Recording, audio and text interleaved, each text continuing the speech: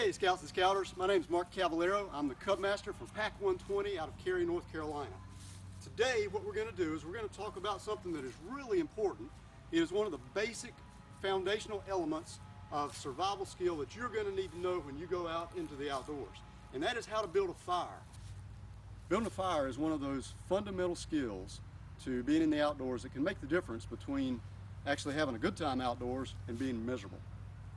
When you're outside in the woods, either in a planned situation or in an emergency, there are three main things that can happen that can make you miserable in the woods. You can be cold, you can be wet, and you can be hungry. Building a fire and knowing how to get a fire going, especially in wet weather like today, we actually had a little rain earlier today, so things are a little damp out here, so not the best time to start a fire.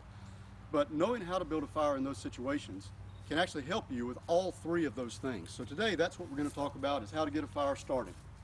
But before we get going, I want to talk a little bit about safety. And for those kids that are listening, this is really, really important. You never, ever want to play with fire or start a fire without an adult present. Fire is not a toy. So it's something serious, and it can cause a lot of problems if it gets out of hand. So when you're thinking about building a fire, you first off need to have an adult around. Second off, you need to be sure that you have enough diameter, enough clearance between the edge of where your fire will be and the woods or wherever the edge is going to be. And you need to rake things back so there's nothing around here that can actually catch on fire. I like to have at least a 15-foot diameter so that you've got on either side, you got at least 7 or 8 feet. The other thing you need to do is to have yourself a border, and I made a border out of rocks here that's really nice to keep the fire from spreading outside of that area where you really want the fire to be. So if you clear it off, if you have your border, then you really need to look up above first, and to make sure that you don't have leaves or limbs or anything up there that can be combustible in case your fire starts leaping up. You don't want to catch a tree on fire. And then the other thing is you want to have water. It's good to have water nearby, and here we've got a trusty 5-gallon bucket with some water in it, so that just in case we get a little fire outside of the fire ring, we can douse that water on the fire real quick and put it out and still have a safe time. The other thing to remember is never ever pour gasoline on a fire. And I've seen adults that have actually been severely injured because they thought they could start a fire by just maybe putting some paper, some big logs in here, dousing it with gasoline, and then throwing a match on it. Now, that is not the way to start a fire. Actually, that is a great way to get hurt if you want to seriously get injured, so do not do that. One of the mistakes that a lot of new scouts make, and I brought a little wood up here just to illustrate, is what they'll do is that they'll say, "Mr. Mark, we're ready to start the fire." And I'll say, "Okay, where's your wood?" And they'll point to a pile like this and say, "Oh, okay, we've got our wood here, we're ready to go." This is not enough. Okay? Selecting and preparing your fire, your materials for your fire, is one of the most important things to getting the fire started correctly. So when it's all said and done, we're going to have a lot of material here, and we're going to have our material grouped in sections. We're going to start out with some very, very small pieces of wood to get us started. Then we're going to go up to some larger kindling, and then we're going to have some mid-sized pieces, about like this. And then we're going to have some larger pieces that are going to keep our fire sustained for a long time. And it's really important that you have this before you ever strike the first match or before the first flame hits the fire. It's important to have your wood ready so that you don't have to run back into the woods and get fire, and you go try to find some wood and you get back and your fire is out. So we don't want that. So what I'd like to do is spend a little time. We're going to go on a walkabout through the woods, and we're going to talk about what type of material to get when you're searching for wood. Now today is a great day. Come on back to the woods with me. And today's a great day to actually be in the woods. It's a little cooler out here. It's November. It rained a little bit this morning, so it's a little damp. Now you would think that, well, a damp day is not a great day to start a fire, but it's a good day to test your capabilities on starting a fire. So if we walk back here through the woods, the kind of thing that we're looking for, and the most important thing to remember on a day like today, is you're going to start with your real small twig, and the thing to remember is if it snaps, you're good. If it doesn't snap, you don't want it. So come over here, and you can see this is a little pine branch that fell off of a pine tree. And pine trees are great for getting your fire started. They do smoke a little bit, but they actually have some resin in them that is great for getting the fire started, but the absolute best thing for fire starting is cedar. And we don't really have any cedar trees here, so we're going to have to make do with some pine. But if you'll come down here and get a little closer, you'll see this is a pine branch that fell down.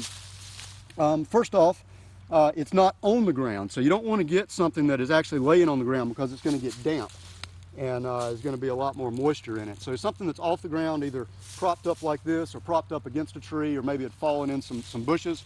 And then the next thing you're going to do is your snap test. And your snap test tells you if this is good wood to get your fire started. So you can snap, you hear the snap, okay, that's great. So you're going to start like this. In fact, what I would do, I don't really want the part that's been in contact with the ground, so I'm going to break this off. You hear it snap. I'm going to break a few of these pieces off, and I'm going to get me some handfuls here. Actually, that had been on the ground, so I don't want that. So I got a handful here, found another piece right here. I'm going to start breaking some of this off. Now you see I'm grabbing some that is all different sizes, and that's okay for now. This snaps really good. This is some dry wood here. And let's walk down this way and see what else we can find. And I haven't saved any of this, so we're on a mission out here to find some wood. Now let me show you what you don't want to get. What you don't want is something like this. It's been laying on the ground. It's probably wet. It's damp. So you want to throw that away. Come back down through here. You'll see there's a lot laying on the ground that you really don't want to mess with. The other thing that you don't want, that a lot of people make mistakes about, is you don't really start a fire with bark. You don't start a fire with grass, and you don't start a fire with pine needles. Okay, those just don't do well to get your fire started. What we found here is some limbs that have been cut off. Now, if you can zoom in on this a little bit, this little small stuff, I mean about the size of a matchstick, that's what you want to do your snap test on. So see, that snapped. This, you want to get a lot of this because this is going to be your initial teepee that you're going to build to get your fire going. It's got to be really, really small. Okay, the size of a matchstick and smaller is what you want because that will catch up on your flame. So we're going to get a few of these pieces, and then we're going to get a few more. We're going to walk around and get a lot more of those. And so when we come back, we'll have a lot of this kind of stuff that snaps, that's small in diameter, and that is ready to start a nice warm fire for you. So here you can see a few more of these again. If they've been in contact with the ground, we don't want them. But otherwise, you know, if they look like they'll burn, that's what we want to go with. So come on back here. We're gonna find a few more branches, and then we're gonna collect a lot of stuff. Down here is a large pine tree that has fallen, or a limb that's fallen off. I think we're gonna get some real good wood out of this. It's been here for, you know, looks like several months.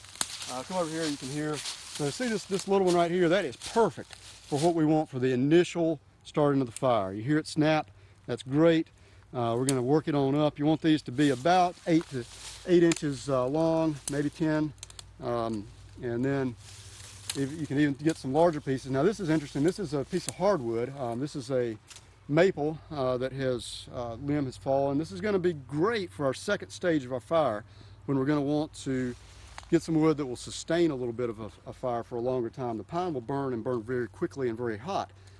This will burn. It's going to take a little bit longer to get on fire, but once it starts on fire, it's going to last longer, and it's going to give you the kind of coals that you want for a good cooking fire. So again, we're just going to snap some of this. This is great second stage wood. We're going to snap some of that. We're going to go ahead and take this back, and then I'm going to gather some more wood, and then we'll meet you back at the fire ring.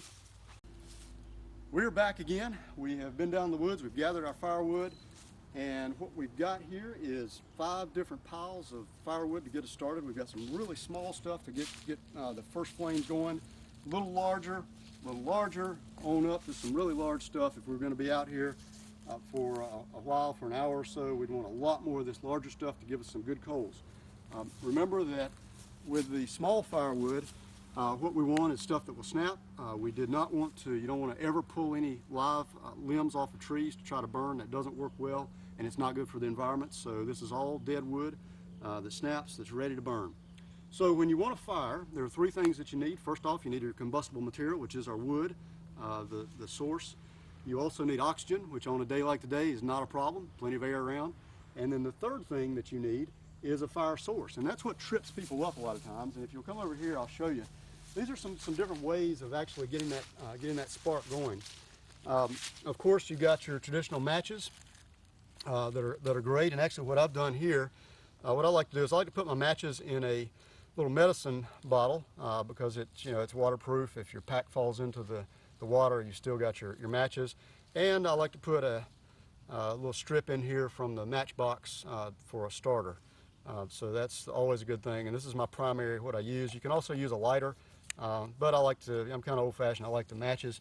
One advanced way of working, you always hear, I'll rub two sticks together. Well, it's not quite that easy. This is a contraption that is actually a modified bow that you use to get friction going. You set the bow up like this, and then you run it back and forth enough that if you have some combustible material down here, you'll get a little spark, and then you take that and transfer it over to your fire.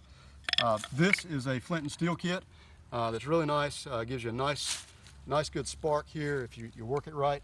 See that? Good spark. This is an old style flint and steel kit made from a piece of flint and an old file. You can get a pretty good spark with that if you know what you're doing. And for me, one of the keys, the things that I really like to do that helps me is a little bit of fire starter. You can make these out of paraffin and wax, but the easiest thing is just dryer lint. So that's what I've got here, is a big pouch of dryer lint. And that's going to be my base. That's what I'm going to start with. You don't have to have this, but it sure helps make it easier because the goal is to start a fire with one match. And that's what we're going to do today, a one match fire. So if you come on over here, what we're going to do is get us a little piece of wood to prop up our teepee with. This is going to be our base. We're going to start this thing right here where we can get to it real well, where it's got good air. And then what we're going to start doing is building our fire base. So we're going to get a piece that's a little bit smaller than the big one. I'm going to put it right here. Okay, and then what we're going to start doing is building a little lean-to, kind of like a half teepee, a little lean-to of the small stuff. First thing I'm going to do is put my fire starter down here and make a nice little nest for it. And then we're going to start layering on from the very smallest pieces out of my real small stuff. I'm going to take the very smallest pieces and put it right there. Then I'm going to continue to layer these on like this. And we'll continue to put these on. So as you can see, we went ahead and very carefully positioned our small twigs down here. We built a little lean-to. We made sure I didn't want to overpower it and make it so that there wasn't enough air in here. So made sure there's still good airflow. I didn't put a lot of the other stuff on there. That is within arm's reach though, because once we light this thing off, very quickly we're going to need to put some larger twigs on here to sustain the fire. So what I'm going to do is I'm going to use my little strip here. I'm going to get a match out. And remember that the goal is we're going to do this with one match. And that's always the challenge for scouts, is the one match fire. So we're going to do that today. I've got my fire starter down here, my lint, a small piece of lint. You don't need a whole lot, just enough to sustain a small flame. So with that, here we go.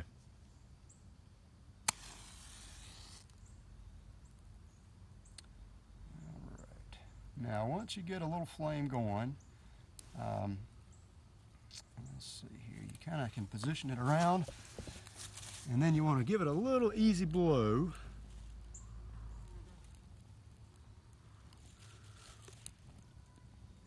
Okay, now we got it going. Now we're going to put some other stuff on it.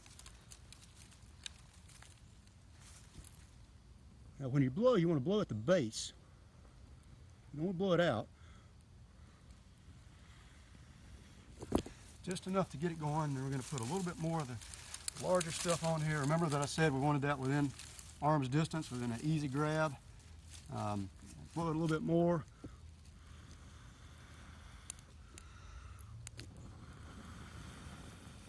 Long, steady breaths is the way to blow. You don't want to huff and puff. You take a deep breath and long, steady blow. Okay. All right, now we're going to put a little bit more of the larger stuff on here. And at this point, we want to start pushing it the other way so that we have a nice fire. So there we go. And then we're going to get some of the larger material and come around on the other side. We're going to give it a few more breaths to blow. Okay. And then we strategically position these here. And from here, once you got it going, then you can decide what type of fire you want. If you want a cooking fire to build for coals, if you want a campfire to tell some stories and roast some marshmallows around, you're ready to go now. The goal is, if you're going to be cooking, you want a lot of good coals. But at least, right now you've got a fire that was one match. Remember though, the secret to this is all about the preparation. You got to do your diligence as far as getting your materials, getting it ready, getting everything ready, lined up, so that you're not running around trying to figure it out as you go. We've got a nice, good fire here. It took us about 10 minutes of prep time and about a minute worth of getting the actual fire started. So as always, your prep time is most important. With that, that concludes this period of instruction. Thank you for your attention, and have a great day.